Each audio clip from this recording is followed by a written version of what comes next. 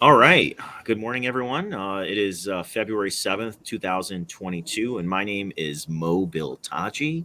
Excited to bring you another episode. And today we have a special guest coming out of Portland, Oregon, an agent who's been with us for quite a while, who went from agency to agency owner. And today we're going to be discussing that journey and the skills that he's used to build his business. Welcome, Keahi. How are you? Hey, very good. Thanks for having me. Yeah, no problem. Tell us a little bit about yourself and your journey. Yeah, well, I might be from coming out of Portland, Oregon, but by way of Kailua, Oahu, in Hawaii. Aloha. You know, yeah. Thank you. Yeah, so you know, um, I'm born and raised on Oahu. Never ever thought about life insurance, and somehow found my way to Portland just from college and all that stuff. Yeah. Finished at the Portland State University, right, class of 2013, and kind of just hopped from jobs to jobs. And Yeah. customer service, restaurant work, working at the school, and it just was time to kind of put my big boy pants on and get a career and develop a career, and so Okay. I got involved with another brokerage, but not on the sales side, but on the customer service, um account manager, role, Oh, glorified customer service, sure. I like to say. And was there for a couple years at like a health insurance brokerage, and kind of just hit a glass ceiling, and didn't really see any upward momentum from there. And was recruited over to Assura, and got on the sales side of the business ownership, self-employed entrepreneurial side, in November of 2015. Been here ever since. All right. That's nice. And nobody ever really thinks like they're making their way to the insurance industry, right? It's always you kind of trip into the insurance industry and Yeah, right. stumble But and bumble is what I like to call it. yeah, kind of, right? You kind of fall into it, but probably the best fall that ever happened to me, I'll tell you that, right? Yeah, same here, same here. So definitely has been able to change my life over the years. But so this is how many years have you been licensed now? Oh man, I would say like six, going on Six. 6.5. Okay. Yeah. Yeah, so it's been a few years, right? And Mhm. all of us start off as agents, right? With our Assura um, program, right? We have a mortgage protection program where agents are gaining access to clients who've requested more information, shown interest, right? Filled out a direct mail lead that they responded to and sent back to us. And our company's always sort of been producer focused, right? Yeah. It's been use marketing, help clients, use marketing, help clients, use marketing, help clients. And you did that, and you did that at a very high level, right? I mean, you had a good first year. I wouldn't say that, man. I wouldn't say that. I wouldn't say like I had a good first year. Tell I us about wouldn't. that. Yeah, sure. I'm glad you brought that up, because absolutely Mo's right. Like we're a really heavy training, producer focused organization, and we have a Okay. lot of guys and gals, excuse me, that operate at a really high level to make a really, really good income for themselves and their families by working our system, right? It's a turnkey system, all that stuff. Well, my start wasn't like that. That turnkey system was there, but I probably pulled that key out and threw it away and lost it, when I first started. So that was a combination of just being like really, really fresh, and I would say probably like not as mature as I am now, and didn't really you took it as a job and not an opportunity. I see. um yeah, and so I made a ton of mistakes, right? Got in my head a lot, right? Mm. uh and my first year at Assura, I think when I tallied up all my 1099s, I think I only cleared like 17,000 that entire 17. year. Wow. Yeah, first 12 Yeah. months. Okay. Um, I don't even know how I. That's I not a don't even. quick start, right? That's not a quick start. No, not at Yeah. all. Right. I don't even know Yeah. how I didn't get evicted What from did you my what did you apartment. feel like? Yeah, what did you feel like you were doing wrong? Not following the system. Um, Okay. make a couple sales here and there, and you're like, hey man, I got it figured out. I'm Yeah. 23. I just made some money for myself. I'm my own boss. I got it all figured out. Sure. Okay. Mm-hmm. And then where did it go? How did you do your second year? Second year was a little bit better, Okay. still kind of figuring it out, right? Was still like frustrated. Um, and started coming around. Like the second year, I probably cleared like 35,000, right? Yeah. Yeah.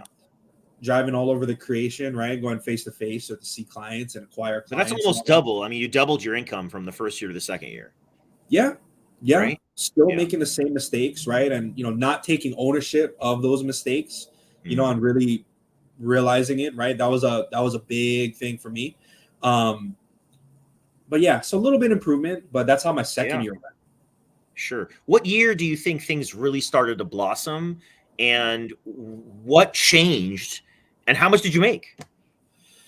Okay, so three questions, right? What year? It was I would say 2019 March. Okay. 2019 in March is And is that your when third year I or would your think so. fourth Yeah, year? somewhere in between there, third or Sure, fourth. somewhere around there, third or fourth year. Okay. Okay. Yeah, yeah. And Yeah. the second question was what you want to know what changed? Yeah, what did you do differently? I mean, a lot of agents that are listening are going to feel like, I might struggle or I'm struggling now. Like, what flipped the switch? Like, how did it go from I'm struggling to, oh my God, I'm having all this success, I'm making way more money? What changed for you? I would say it was a combination of having no choice Mm, and desperation and just taking that ownership that up to this point I didn't take for myself. I see. So I can break that down a little bit more, right? So I don't want to get too far Please, into yeah. details, but pretty much, right? I was working in a brick and mortar. I was asked to leave by the existing management, right? Clean on my desk, never show my face here again. Yeah. Um, and so that was a huge shock, right? That was a big. I mean, my entire world was like shooken up, right? Yeah. Um, I was at home, not making any income, right? Didn't know how to manage myself, manage my own time. Uh, Discipline was this amount. Sure. And it was a combination of that and realizing like, holy crap, I got $300 in my bank account. I'm this far away from having to ask family and friends to pay my bills. Sure. Um, whose fault is that? It's mine. It's mine. I need to take Yeah. ownership of And that, this is right? while you were at Ashura. Yeah. Yeah. While you were at Never, Ashura. Yeah. never at once have I, and like like some people at this point they'd want to quit, right, or give up and Yeah. find Of someone course. else. Um, Yeah. Personally, myself, I can say this, to everybody that's watching that at no point have I ever was like, fuck, I need to. Sorry to swear. I wanted to quit and look at something else, look at another career, right? I was already Sure. used to, hey, being my own boss. So that was that, but it was like, holy crap, like I'm this far away from like, hey mom, hey sister, you think I can borrow like a couple $100? Yeah, because I Yeah. can't pay my bills, and that was like a big kind of like a leveling point, from a humbling point for me, Sure. you know. And I was at the conference out in Manhattan Beach. You were there, Yeah, I Mo, remember and that. Thrive was the mantra of that right of that, at that point I right? was not thriving. I was like the exact opposite of thriving. um, Sure. but I was able to get connected with some very very good mentors, um, and they laid it to me straight. They were just like, "What do you want to get out of this? Like, we're gonna what do you want to get from this mentorship? Um, this is our value add. What do you want to get out of this? And are you willing to allow us to lead you there? And are you willing to hold you accountable to the goals that you want to achieve for yourself?" Yeah. At that time, I was at rock bottom. In my mind, I was like, yeah, I mean, If I'm messing up, if I'm not doing what I need to do, you have full permission to call me out. You're not gonna hurt my feelings. I'm gonna do whatever it takes. Just tell me what I need to do and I'll get it done. Yeah.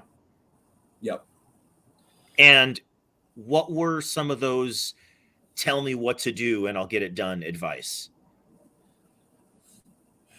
Well, we set some really concrete goals, right? Some like, just smart goals. We preach that a lot at Okay. Assura, right? Smart goals, they got to be specific, measurable, action orient, achievable, excuse me, Yeah. results based, um, time frame, right? Or time Yeah. measured or whatever. So We you set set up some 3 of goals. those.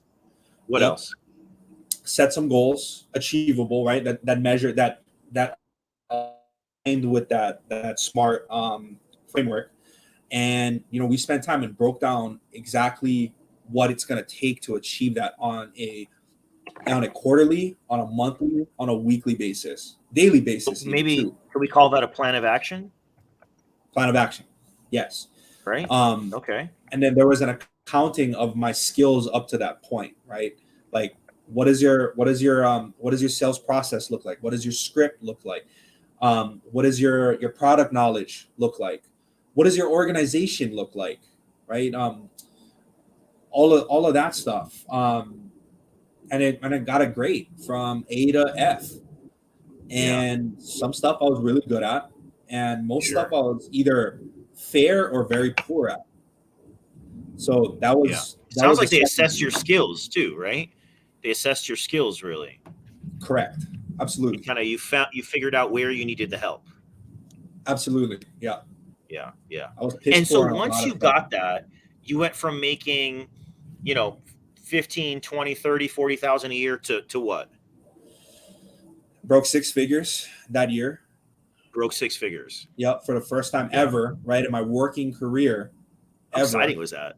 It was it blew off the belief lid that I had on myself. I Like, see. Yeah. wow, I'm Sure. a 6 figure earner. Like, Wow. at that time, I'm pretty like modest. I don't really come from like high income, family or Sure. friends. Yeah. Neither do I. Neither do I. I totally get that. Yeah. Right. Yeah. So like I'm like, oh wow, I cleared 6 figures. Only like I could count on like one hand how many of my friends that I know personally, I keep in touch with, clear 6 figures. At that age, I was probably like 25 at the time. Sure. Yeah. So you're still fairly young. I mean, this was all, you were all pretty young when this was happening, right? I mean, Yeah. yeah. I know Yeah. sometimes when you're young, um, that like, that desire or that work ethic sometimes is not always there. And sometimes that personal, like, view, like how you view yourself, you know what I mean? Like your self-image, your self-concept, your self-esteem, essentially, right? That whole sort of package sometimes is not always there, especially after being kicked in the face calling leads that tell you no and no and no and no and no, right? I mean, sometimes Yeah. that kind of gets to you, right? Yeah. A lot of self-doubt too. Yeah. You know. Sure. A lot of self-doubt. Yeah. So with that said, you went from an agent that was making, a below average income really in the insurance industry, right? Mhm. To an agent that was making an above average income. And you're saying that that you're the goals that you set, the plan of action that was put in front of you, and the accountability that was kind of at the back end of that, along with sharpening your skills, maybe, right? Yep. Assessing where your skills needed improvement was really the recipe to going from being, let's just call it average, and getting past that to something that's above average. Yes. Absolutely. Yeah. Yeah. So if you Absolutely. were to give advice to someone that was in your shoes back then, what would you say to them? Swallow your ego. Put your pride aside. Everybody has that. Like, I don't care what you say. You might say, oh, I'm the most selfless, humble person ever. Everybody has a built-in level of ego, right? Okay. I had it. I wasn't aware of that. And the sooner you realize that, and the sooner you put that aside and know that the people that brought you into this industry are only there to help you succeed, because Yeah. they're intrinsically motivated to ensure that you're succeeding at a high level. Hmm. um the sooner you put that aside and just, I mean, really just do as they say. And on top of that, right, you gotta start thinking as a business owner, as an entrepreneur, especially if you haven't ran your own Mm. business yourself, taking that self-realization. The sooner you get to that point, because it's going to be uncomfortable, the sooner you get to that point, the sooner you become uncomfortable and grow, you're going to see that level of success far faster than I ever did. Took me 3 years before I like Yeah. realized it. That would be my number one number two pieces of advice for anybody that's starting this career path, this opportunity, right? It's not a job, Okay. it's a career path, it's an opportunity. Okay. I mean, I really like that. I think what you're kind of discussing is really that like employee mindset versus the entrepreneurial mindset, right? Yeah. And having that like seeing it as this is your business and seeing it as I'm responsible for what's to happen, sort of good and bad, right? Ownership. If it's meant to be, it's up to me. Ooh, if it's meant to be, it's It's up up to to me. me. Hey, I'd like to end with that here. Thank you, Keahi, for joining us. If you want to reach me, we are building life insurance agent teams nationally, right? We have agents in Hawaii, right, in Florida, in California, in Texas, in Ohio, all over the country, really. If you're interested in learning more about what we do, how we do it, you want to work with me, you want to work with Keahi, you want to be in a position where you're receiving that sort of training and mentorship and plan of action and accountability, here's how they reach you. You can go ahead and reach out to Keahi. You could reach out to me.